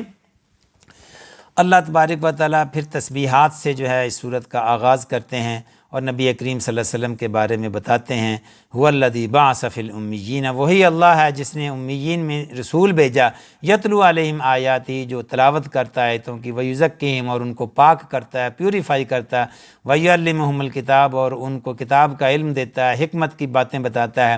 تو یہ نبی کریم صلی اللہ علیہ وسلم کی ایک قسم کی جاب ڈسکرپشن ہے کہ نبی کریم صلی اللہ علیہ وسلم یہ کام کرتے ہیں اپنی جو قوم کے اندر۔ پھر یہودیوں کی مثال دی گئی ہے کہ ان کے پاس علم تھا، کتاب تھی، لیکن انہوں نے اس علم اور کتاب سے فائدہ نہیں اٹھایا۔ تو اس کی مثال ایسے ہی ہے، اللہ تبارک و تعالیٰ دیتے ہیں، ایک کوئی علم ہے کسی کے پاس، کتابوں کا علم ہے، لیکن اس میں عمل نہیں ہے، تو وہ ایسا ہی ہے جیسے گدھے پر کتابیں لاد دی گئی ہوں۔ تو گدھے پر کتابیں آپ لاد دیں تو وہ یہ تو نہیں کہ وہ نماز پڑھنے لگ جائے گا یا عمل کرنے لگ جائے گا۔ وہ سائنس کی کتابیں اس پہ گدھے پر لاد دیں تو وہ کیریئر کا کام تو کر سکتا ہے، لیکن وہ سائنسدان نہیں بن سکتا۔ لیکن انسان جو ہے وہ جب سائنس کی کتابیں پڑھتا ہے تو سائنسدان بن جاتا ہے، اللہ کی کتاب پڑھتا ہے، قرآن و حدیث کی کتابیں پڑھتا ہے تو عالم بن جاتا ہے۔ تو اللہ تبارک و تعالیٰ فرماتے ہیں وہ لوگ جو کہ کتابوں کا علم تو رکھتے ہیں لیکن عمل نہیں ہے، تو ان کی مثال پھر ایسے ہی ہے جیسے گدھے پر کتابیں لاد دیں، عمل نہیں ہے تو وہ پھر گدھے میں اور اس میں فرق کیا ہوا؟ مثل الذین حملوا التوراۃ ثم لم یحملوها کمثل الحمار یحمل اسفارا، مثال ان لوگوں کی جنہیں حامل کتاب بنایا گیا تو تورات میں، تو ان کی مثال ایسے ہی ہے جیسے گدھے نے جو وہ کتابیں اٹھائی ہوئی ہوں۔ تو یہ آیت صرف یہودیوں کے بارے میں نہیں ہے، تورات والوں کے بارے میں نہیں ہے، یہ ہمارے لیے بھی ہے۔ مثل الذین حملوا القرآن ثم لم یحملوه، اس کو آیت کو ایسے بھی جو اگر ہم اپنے آپ پر لاگو کریں تو مثال ان لوگوں کی جن کو قرآن کا علم دیا گیا، کتابیں دی گئی، ایسے ہی ہے جیسے گدھے پر قرآن جو ہے وہ لاد دیا گیا ہو، کتابیں لاد دی گئی ہوں۔ تو اللہ تبارک و تعالی ہمیں عمل کی توفیق عطا فرمائے۔ پھر سورت کے آخر میں جو ہے جمعے کے احکامات آتے ہیں، یا ایھا الذین آمنوا اذا نودی للصلاۃ من یوم الجمعۃ فاسعوا الی ذکر اللہ، جب جمعے کے دن اذان دی جائے نماز کے لیے من یوم الجمعہ، تو فاسعوا الی ذکر اللہ، بھاگو اللہ کے ذکر کی طرف، یعنی اپنا کاروبار وغیرہ دکان بند کر دو، باقی کام چھوڑ دو، پھر جمعہ کے لیے آ جاؤ۔ فاسعوا الی ذکر اللہ وذروا البیع، اپنی جو ہے وہ تجارت بند کر دو۔ وذروا البیع یعنی سیل کو کہتے ہیں، یعنی سیل کو بند کر دو۔ مجموعی طور پر آپ کی دکان ہے، کاروبار ہے، بزنس ہے، جاب ہے، جو بھی ہے اس کو وہاں سے چھٹی لے کے جمعہ کے لیے آ جاؤ۔ اور وذروا البیع یعنی وہ سیل کا نام لیا گیا کیونکہ سیل ایک ایسی چیز ہے کہ بعض اوقات ہم اپنی جاب کام چھوڑ کر آ سکتے ہیں، لیکن جب کوئی سیل مین ہوتا ہے نا، یا کوئی، کیونکہ اس کو اس میں سے کمیشن ملنی ہوتی ہے، یا ویسے بھی دکان پر کوئی کسٹمر آ جائے تو ویسے دکان بند کر سکتے ہیں آپ، جمعے والے دن جو ہے نا دکان بند کر سکتے ہیں۔ بزنس میں اور بھی تو کام ہوتے ہیں نا، آپ آفس کا کام کرتے ہیں، چیزوں کو شیلفوں پہ لگاتے ہیں، ٹھیک ہے، اور چیزوں کی جھاڑ بھونج کرتے ہیں اور ان کی ترتیب کرتے ہیں، ان کے لیبل لگاتے ہیں، پرائز لیبل لگاتے ہیں، کئی کام ہوتے ہیں بزنس کے، سارا کام چھوڑ کر آپ جمعے کے لیے آ سکتے ہیں۔ لیکن ہوتا یہ ہے کہ دکان میں اگر آپ کی فرنیچر کی دکان ہے مثال کے طور پر، اگر کسٹمر آ جائے دکان میں، آپ کو پتہ ہے کہ یہ جو ہے 500-600 پاؤنڈ کی سیل کروا دے گا، تو پھر آپ کیا کہتے ہیں، اچھا جمعہ جو ہے نا وہ میں پہلے جمعے کی بجائے دوسرا جمعہ پڑھ لوں گا۔ پھر وہ کسٹمر کو ڈیل کرنا شروع کر دیتے ہیں، وہ پھر پتہ ہے کہ 5-6 ہزار پاؤنڈ کی سیل کروا کے یہ جائے گا، وہ ابھی جاتا ہوں، اچھا میں خطبے میں مل جاؤں گا، اچھا میں عربی کے خطبے میں مل جاؤں گا، اچھا مجھے 2 رکھتے تو مل ہی جائیں گی نا۔ تو وہ پھر کسٹمر کو آپ ڈیل کرتے رہتے ہیں، اس طرح جمعہ مس ہو جاتا ہے، یا بالکل آخر میں آ کے جمعے میں ملتے ہیں۔ تو اللہ تبارک و تعالیٰ فرماتے ہیں لیو دا سیل، جو آپ کی سیل ہے نا اس کو چھوڑ دو۔ پرٹیکولرلی لفظ اللہ تبارک و تعالیٰ نے تجارت میں سے وہ لفظ استعمال کیا جو سب سے زیادہ بزنس مین کو اٹریکٹیو ہے، کہ اپنی جو آپ کی فروخت ہے، سیل، وہ اگر ہو رہی اس کو چھوڑ دو، بزنس کو تو سارے چھوڑ سکتے ہیں۔ اور پھر فرمایا کہ جب جمعہ پڑھ لو فَإِذَا قُضِيَتِ الصَّلَاةُ فَانتَشِرُوا فِي الْأَرْضِ وَابْتَغُوا مِن فَضْلِ اللَّهِ، کہ جب نماز پڑھ لو پھر جو ہے وہ کام کرو، جاب کرو، بزنس چلاؤ، پھر کوئی ممانعت نہیں ہے اس میں، یہ اچھی بات ہے۔ سورہ منافقون ہے اس کے بعد۔ سورہ منافقون جو ہے وہ منافقین کے بارے میں ہے، اور ان کو جھوٹا قرار دیا گیا ہے اس میں، اور اس میں ایک عبداللہ بن ابی کا تذکرہ ہے جو نبی کریم صلی اللہ علیہ وسلم کے بارے میں انہوں نے بڑے حد تک امیز الفاظ استعمال کیے، اس کا تذکرہ اس میں آتا ہے۔ تو اتنی انسلٹنگ الفاظ استعمال کرتا تھا کہ حتیٰ کہ اس کا بیٹا جو تھا نا عبداللہ، اس نے بھی نبی کریم صلی اللہ علیہ وسلم سے فرمایا کہ مجھے حکم دے میں اپنے باپ کو قتل کر دوں، یعنی اس کو پتہ تھا کہ میرا باپ منافق ہے۔ تو ابھی نبی کریم صلی اللہ علیہ وسلم نے انہیں منع فرمایا۔ تو اسی طرح واقعے کی پوری تفصیل کا یہاں وقت نہیں ہے۔ پھر اولاد کے بارے میں اللہ تبارک و تعالیٰ ہدایت دیتے ہیں، یا ایھا الذین آمنوا لا تلھکم اموالکم ولا اولادکم عن ذکر اللہ، کہ اے وہ لوگو تمہاری اولاد جو ہے اس کی محبت تمہیں اللہ کے ذکر سے غافل نہ کر دے۔ پھر آگے فرمایا کہ اللہ کے راستے میں خرچ کرو، وانفقوا مما رزقناکم من قبل ان یأتی احدکم الموت، اس سے پہلے کہ تمہیں موت آ جائے، ڈیتھ بیڈ پر پہنچ جاؤ، اور وہاں جا کر یہ جو آپ اعلان کر دو کہ میری جائیداد میں سے اتنا جو ہے وہ مسجد کو دے دیا جائے، میری جائیداد میں سے اتنا غریب و یتیموں کو دے دیا جائے، یہ ایسے نہ کرو، بلکہ پہلے ہی سے صدقہ کرو، جب آپ صحت کی حالت میں ہو تو اس وقت صدقہ کیا کرو۔ تو وَأَنفِقُوا مِمَّا رَزَقْنَاكُم مِّن قَبْلِ أَن يَأْتِيَ أَحَدَكُمُ الْمَوْتُ فَيَقُولَ رَبِّ لَوْلَا أَخَّرْتَنِي إِلَىٰ أَجَلٍ قَرِيبٍ، کہ جب موت کا وقت آ جائے پھر وہ کہے شخص کہ مجھے تھوڑی سی مہلت اور مل جائے تو میں جو ہے وہ پھر فَأَصَّدَّقَ وَأَكُونَ مِنَ الصَّالِحِينَ، یعنی صدقہ کروں، وَأَكُن مِنَ الصَّالِحِينَ، اور میں نیک بندہ بن جاؤں۔ تو موت سے پہلے پہلے جو ہے نا وہ ان کاموں کو کرو۔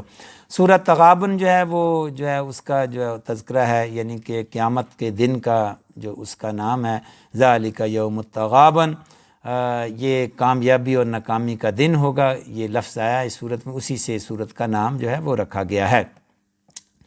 پھر اسی صورت میں یہ فرمایا گیا، یا ایھا الذین آمنوا ان من ازواجکم واولادکم عدوا لکم فاحذروہم، کہ دیکھو تمہاری اولاد میں بہت سارے تمہارے دشمن ہیں، یعنی اس کی محبت کی وجہ سے جو ہے، اولاد کی محبت کی وجہ سے بعض اوقات انسان دین سے دور چلا جاتا ہے۔ پھر اللہ تبارک و تعالیٰ فرماتے ہیں انما اموالکم واولادکم فتنہ، کہ تمہاری جو اولاد ہے وہ تمہارے لیے آزمائش ہے، اللہ تعالیٰ تمہیں آزماتا ہے اولاد کے ذریعے سے، اولاد کی فرمائشیں پوری کرنا، بعض اوقات اولاد بگڑ جاتی ہے تو وہ ذہنی کوفت کا باعث بنتی ہے۔ تو اولاد کو اللہ تبارک و تعالیٰ نے فتنہ یعنی ٹیسٹ، ٹرائل ہے کہ you have to cope with them whatever they are, جیسے بھی ہیں آپ کے بچے ہیں، اگر آپ کو ہارڈ ٹائم دیتے ہیں، بگڑ گئے ہیں، لیکن اللہ تعالیٰ نے آپ کو ٹیسٹ دیا، آپ ان سے گیٹ اوے نہیں ہو سکتے، واک اوے نہیں ہو سکتے، تو you have to deal with them. تو اسی طرح اللہ تبارک و تعالیٰ آگے تقویٰ کے بارے میں فرماتے ہیں کہ اپنی ہمت کے مطابق فاتقوا اللہ ما استطعتم، اپنی ہمت کے مطابق تقویٰ اختیار کرو۔ پھر اگلی صورت طلاق ہے، یا ایھا النبی اذا طلقتم النساء، یعنی اس میں طلاق کے احکامات ہیں۔ اس صورت میں تفصیل میں جانے کا ظاہرہ وقت نہیں ہے، تو اللہ تبارک و تعالیٰ فرماتے ہیں یا ایھا النبی اذا طلقتم النساء فطلقوهن لعدتهن واحصوا العدة واتقوا الله لا تخرجوهن من بيوتهن، کہ اے نبی جب تم طلاق دو تو عدت کے لحاظ سے دو، یعنی عدت اس طرح طلاق دو کہ وہ اپنی 3 ماہ کی عدت جو ہے وہ 3 پیریڈ کی عدت جو ہے وہ پوری کر سکیں۔ اس کا مطلب یہ ہے کہ اس وقت طلاق دو جب عورت جو اپنے منتھلی سائیکل کو پورا کر کے پیور ہو جائے، وہ وقت ہے، یعنی عورت کو ٹچ کرنے سے پہلے، وہ جو ہے اس منتھلی سائیکل کے بعد پیور ہونے کے بعد ٹچ کرنے سے پہلے وہ وقت ہے اس طلاق دینے کا، اس وقت طلاق دو، اور اس کے بعد 3 جو منتھلی سائیکلز کاؤنٹ کرو تو پھر جو ہے وہ طلاق ہو جائے گی۔ تو یہ حکم ہے کہ اس کے علاوہ کسی ٹائم میں طلاق نہ دو، یعنی اگر عورت کو طلاق دینی ہے تو اسی وقت نہ دے دو غصے کی حالت میں، ویٹ کرو until she has monthly cycles and then the monthly cycle ends and then she becomes pure, that's when you give طلاق۔ تو بیسیکلی اسلام کے اس پرنسپل میں ایک وزڈم ہے کہ Islam is asking you to take a time, غصے میں آپ کہہ دیں اور بعد میں جو ریگریٹ کریں، یعنی ٹیک اے ٹائم، منتھلی سائیکل کا آپ کو وقت مل جائے گا، ہفتہ 2 ہفتے 3 ہفتے، پھر جو ہے مے بی انٹل دین آپ کا مائنڈ ہی چینج ہو جائے، مینٹ بھی انٹل دین وہ جو مائنڈ پر ایک اینگر تھا وہ ختم ہو جائے۔ تو یہ اسلام کا یہ جتنے بھی پرنسپل ہیں یہ ہمیں غصے میں ڈیسیژن کرنے سے جو بچایا گیا ہے۔ اور اگر کوئی عورت حاملہ ہو تو اس کی طلاق جو ہے وہ ظاہر ہے اس کی عدت جو ہے وہ بچہ پیدا ہونے تک جو ہے وہ اس کی عدت ہے، وہ اسی گھر میں رہے گی۔ یعنی طلاق کے بعد بھی اللہ تبارک و تعالیٰ فرماتے لا تخرجوہن من بیوتہن ولا یخرجن الا یعنی ان کو گھر سے نہ نکالو، اسی گھر کے اندر ہی وہ دونوں میاں بیوی طلاق کے بعد بھی انٹل 3 months جو ہیں وہ 3 monthly cycles رہ سکتے ہیں انٹل طلاق بیکمز میچور۔ تو اس کے بعد اگلی آیت ہے تقویٰ کے بارے میں کہ تقویٰ اختیار کو اللہ تعالیٰ تمہارے لیے راستہ نکالے گا، تمہارے لیے کامیابی۔ وَمَن يَتَّقِ اللَّهَ يَجْعَل لَّهُ مَخْرَجًا وَيَرْزُقْهُ مِنْ حَيْثُ لَا يَحْتَسِبُ۔ تو اللہ تعالیٰ جو ہے وہ کامیابی کے راستے نکالے گا، رزق دے گا، اور توکل کرو اللہ تبارک و تعالیٰ پر۔ اور پھر جو ہے آگے طلاق کے مسائل پھر شروع ہو جاتے ہیں، اور پھر جو ہے وہ خرچ کرنے کے بارے میں ہے لِيُنْفِقْ ذُو سَعَةٍ مِّن سَعَتِهِ وَمَنْ قُدِرَ عَلَيْهِ رِزْقُهُ فَلْيُنْفِقْ مِمَّا آتَاهُ اللَّهُ۔ جس کو رزق کم دیا گیا وہ بھی خرچ کرے اللہ کی راہ میں، اللہ تبارک و تعالیٰ جو اس کے رزق میں اس کی وجہ سے فراخی عطا فرمائے گا۔ آخری صورت، وقت بہت کم ہے، سورۃ تحریم ہے۔ سورۃ تحریم میں اللہ تبارک و تعالیٰ، کیونکہ اس کی بیک گراؤنڈ یہ ہے کہ نبی کریم صلی اللہ علیہ وسلم اپنی حضرت زینب رضی اللہ تعالیٰ عنہ، اور نبی کریم صلی اللہ علیہ وسلم عصر کی نماز کے بعد بیویوں کے پاس جاتے تھے، تھوڑا تھوڑا ٹائم ان کے ساتھ گزارتے تھے، لیکن حضرت زینب کے گھر دوسری بیویوں نے محسوس کیا تو زیادہ وقت انہوں نے گزارنا شروع کر دیا۔ تو ان کو پتہ چلا کہ وہ جو ہے نا وہ ان کو ایک خاص قسم کا شہد دیتی تھی، اور آپ صلی اللہ علیہ وسلم کو میٹھا پسند تھا، تو اس وجہ سے وہاں زیادہ ٹائم لگانے لگ گئے۔ تو بیویوں نے یہ ایک قسم کا ایک ماحول بنایا کہ حضرت عائشہ، حضرت سودا اور جو ہے وہ ماریہ، انہوں نے مل کر یہ ایک بنایا کہ جب بھی نبی کریم صلی اللہ علیہ وسلم تینوں کے پاس آئیں تو ان سے کہیں کہ آپ کے منہ سے مغافیر کی سمیل آتی ہے۔ مغافیر ایک پھول تھا جس سے شہد کی مکھی رس چوستی ہے۔ تو آپ صلی اللہ علیہ وسلم نے کہا کہ اچھا خدا کی قسم پھر میں جو آج کے بعد یہ شہد نہیں کھاؤں گا، اور اس وجہ سے حضرت زینب کے پاس وقت بھی، مقصد ان کا یہ تھا کہ حضرت زینب کے پاس زیادہ وقت نہ گزاریں۔ بیویوں میں جیلسی ہوتی ہے نا، تو نبی کریم صلی اللہ علیہ وسلم کو پھر یہ آیتیں، یہ صورت نازل کر کے منع کیا جا رہا ہے، یا ایھا النبی، اے نبی، لما تحرم ما احل اللہ لک، آپ کسی چیز کو حرام نہیں کر سکتے جس کو اللہ نے حلال کیا ہے۔ تبتغی مرضات ازواجک، آپ اپنی بیویوں کو جو ہے وہ خوش کرتے ہیں، خوش کرنے کے لیے یہ اللہ کی جو ہے وہ حرام، یعنی کہ ایسا تو نہیں کرتا۔ تبتغی مرضات ازواجک، اپنی بیویوں کی خود، واللہ غفور الرحیم، تو اللہ تعالیٰ معاف کرنے والا۔ یہ برحال یہ ایک واقعہ تھا اس کی بیک گراؤنڈ میں۔ اور پھر جو ہے وہ یا ایھا الذین آمنوا قوا انفسکم، اے ایمان والو اپنے آپ کو اور اپنے اہل و عیال کو جہنم کی آگ سے بچاؤ، یعنی اولاد کی فکر کرو۔ پھر توبہ کی آیات ہے، یا ایھا الذین آمنوا توبوا الی اللہ، یعنی توبہ کرو، توبۃ نصوحا، خالص توبہ کرو۔ اور پھر جو ہے وہ آخر میں اللہ تبارک و تعالیٰ 4 عورتوں کی مثالیں دیتا ہے۔ ضرب اللہ مثلا للذین کفروا امرأۃ نوح وامرأۃ لوط، 2 کافر عورتوں کی مثال دیتا ہے اور 2 مومن عورتوں کی مثال دیتا ہے۔ کافر عورتوں کی مثال کون سی ہے؟ نوح علیہ السلام کی بیوی اور لوط علیہ السلام کی بیوی۔ اور اللہ تعالیٰ فرماتے ہیں ان کے جو ہسبینڈ تھے، بندے، وہ اللہ کے نیک بندے تھے، لیکن بیویاں کافر تھیں۔ اور اسی طرح پھر آگے چل کر اللہ تبارک و تعالیٰ 2 مومن عورتوں کی مثال دیتا ہے، وہ وَضَرَبَ اللَّهُ مَثَلًا لِّلَّذِينَ آمَنُوا امْرَأَتَ فِرْعَوْنَ، یعنی نوح علیہ السلام کی بیوی اور لوط علیہ السلام کی بیوی کافرہ تھیں، اور اسی طرح فرعون کی بیوی، اس کی مثال دیتے ہیں، وہ مسلمان تھی۔ ضرب اللہ مثلا للذین آمنوا امرأۃ فرعون، آمنوا امرأۃ فرعون، اور اس بیوی نے، فرعون کی بیوی نے کہا تھا اذ قالت رب ابن لی عندک بیتا فی الجنہ، اے اللہ جنت میں اپنے گھر کے، اپنے پاس میرا گھر بنا دے۔ وہ فرعون کے پیلس میں رہتی تھی، لیکن اس کی نظر جنت پر تھی، پیلس میں اس کا دل نہیں لگتا تھا فرعون کی بیوی کا۔